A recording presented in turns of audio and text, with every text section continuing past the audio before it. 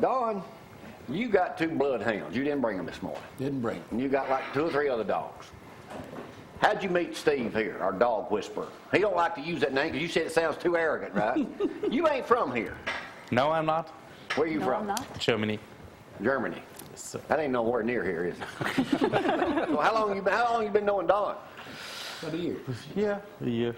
Now, Don, what did he do for your dogs? He trained them. He trained them. Well, you got 2 bloodhounds and what?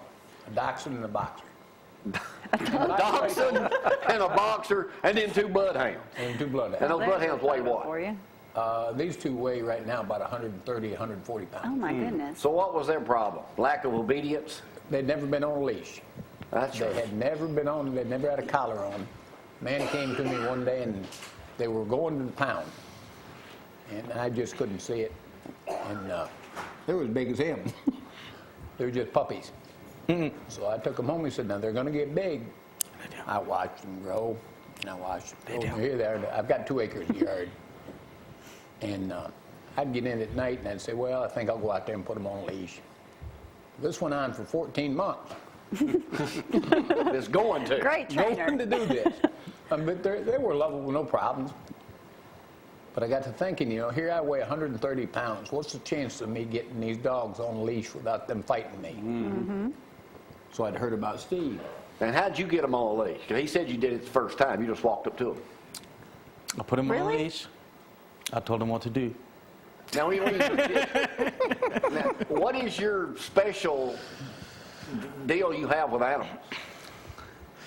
Well, in general, it's just psychology. You have to understand the dog, the individual dog, and then you adjust your training to that dog. Depending on if they are shy, if they are aggressive, if they have just a too strong personality, you know, whatever it is. Any dog. Any dog, yeah. Well, did you notice He when you walked up came to in, mine. Zorro didn't bark?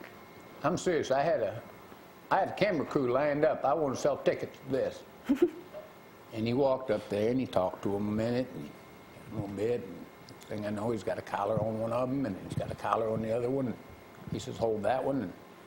And I wasn't sure I wanted to get a hold of the leash.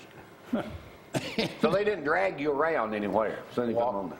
Within 15 minutes, they were walking, sitting, Get and out. staying. Bloodhounds. Bloodhounds. That you have been messing with for 14 months trying to get a leash on. No, I had never touched them. See, that was the thing. Okay. They weren't familiarized. I mean, we had pet them and fed them, and, you know, they were like the, Now, you know, but if you take an animal that's never been on, never even had a collar on, and think They you're don't going like to drag them around the yard, now, Steve, you do this for a living. Yes, sir. What's the name of your business? SR dog training. That's what you got on your shirt. I guess that's the reason you have SR it up dog training. there. SR Dog Training. What can you do for teenagers? I prefer dogs in general. Okay. So you train, how much does it cost to get a dog trained, or it depends on what? Depends on what you want to have done, yes. Like the obedience training, the basic obedience training, what Don actually wanted to have. It means the dog walks heel on your side without pulling on a leash. Sit, stay, down, stay, and a recall. That means when the dog is roaming, you call your dog is supposed to come to you, sit in front of you, look at you. If you do what I tell you to do, 5 sessions. That means 5 weeks. I show up once a week. Oh, you come You to the come house. to their home. Yes. I show up once a week. It is always, I had my own kennel for a while, but when dogs show up in a strange environment, they act differently. So it is always better when you do it at their place, they feel more comfortable. How long is the session? The first session is approximately 2 hours. And then it's between 1.5 hours. Is it But in just the you and first the session- dog? It's me, the dog, and the owner, because Okay. I show the owner everything, how to do it. I explain it to them. The first session is a lot of explanation. And then I have the owner do it. I correct the owner more than the dog because I can handle the dog. It is usually the owner, because if the owner would know what to do, he would control his dog. So this is what I did with him as well. And about the question before, what did I do to his bloodhounds? It is always about showing the dog who's the alpha. I mean, the highest rank in the pack. And this has not always to do with dominance. But you have to show the dog that you are in charge. In this moment, you already made half the way. Then I just teach you how to understand your dog and how to make your dogs understand you. So you can teach your dog whatever you want to teach. What's the hardest breed of dog to work with? The hardest breed? Yorkie. I'm kidding. No, actually not. It really depends on the dog itself. And the What's the dog's easiest one to personality. deal with? Labs. Lab. Labs. They're that smart? Not all of them, but they're just not stubborn. The biggest issue is usually when you have to deal with stubbornness.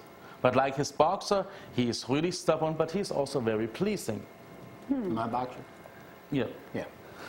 So you got people, how can people get in touch with you, Steve? They usually call me, send me an email. Oh, we got a card right there. Okay. Exactly. I came equipped. There you go. I will have a website set up in a little Any bit. breed will be Steve Russell. 425-7486. And this will be on YouTube and stuff, so you can send it to everybody out there. Well, Don, thanks for bringing him over this morning. You still buying gold starting at 10 o'clock this morning, aren't you? 10 o'clock. 10 o'clock. I got to take time out now to go to our weekly feature featuring Danny Roadrunner Johnson. And today he's going to Shireman's Barbershop, who I think they closed this week to move downtown. Danny Roadrunner. Beep, beep. No, we got to get... No. I'm going to that right now. Beep, Beep, beep is the Roadrunner.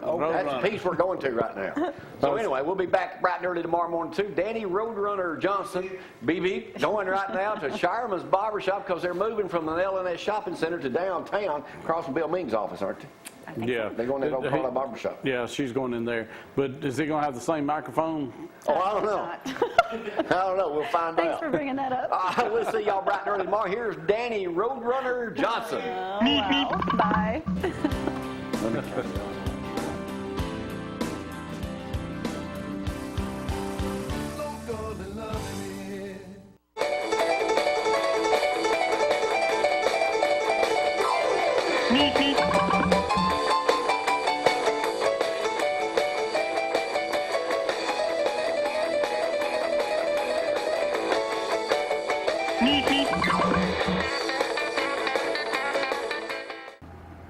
The Roadrunner's up here today at LNS Shopping Center.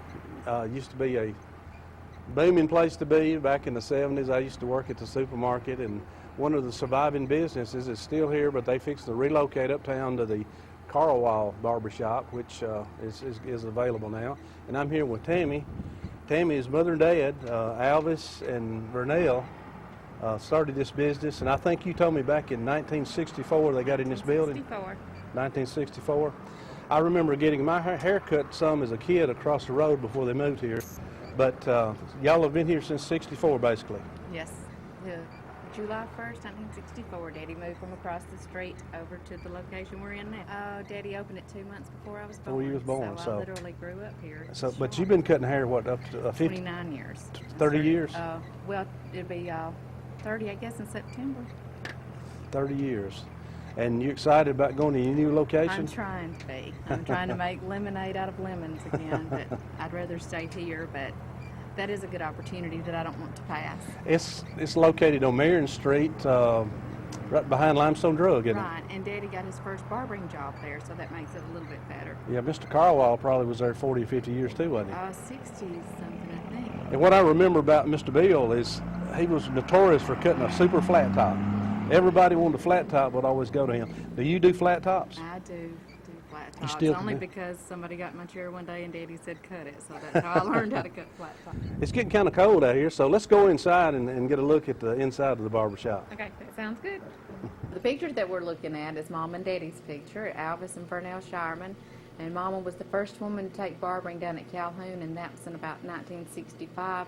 And I'm really not sure when Daddy started barbering, and we've already said that the shop here has been here since 1964. Okay, it's a little warmer in here, isn't it? Yes, it is. Unfortunately, our warm temperature has not showed up this year in March. When you go to the new location up on Marion Street, how many chairs are you going to have up there in your barbershop? We have 4 chairs but 3 barbers, and this is Amanda Watkins and Becky Bales. Amanda's been here for about a year, and it's been the best year of her life, I think. Oh, is that right?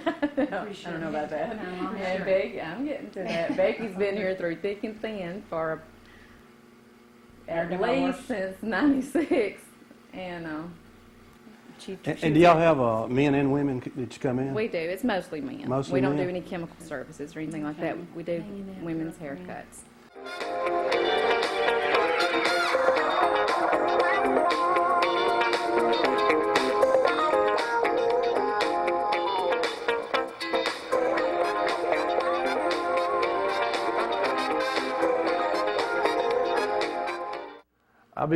It's so comfortable to sit in a chair to get your hair cut, you know, especially these vintage chairs like you got up here. But one thing's always bothered me is when I get that straight razor doing a little shaving around my ear, I've always been afraid, had this phobia about them cutting one of my ears off with that straight razor. That's okay, Danny. We have a spare just waiting for you right here. So if you cut my ear off, you got a spare ear here that you can put back on for me, you know. Always But prepared. it might not be the same size, but you can't see but one side of your head anyway, right? Right. Okay. That's right.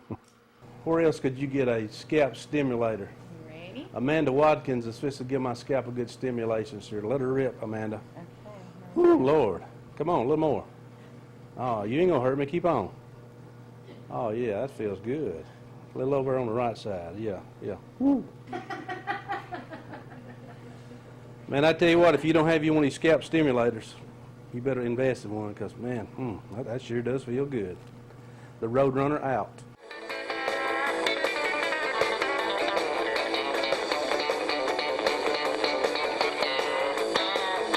Beep, beep.